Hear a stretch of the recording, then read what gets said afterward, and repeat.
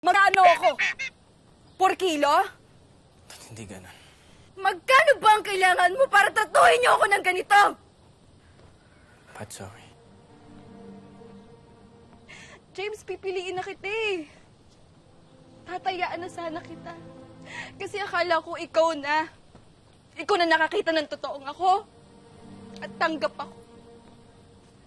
Pero bakit kagaya ka lang din nila? Pat, nagkamali ako. Ay oo, nagkamali ka talaga. Kasi hindi mo nakikita may mga taong katulad ko na handang labanan yung takot nila para mahalin ka.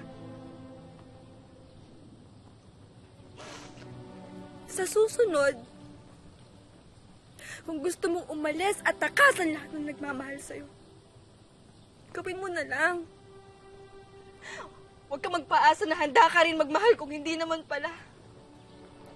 Huwag ka magparamdam kung hindi mo rin naman pala kayang panindigan.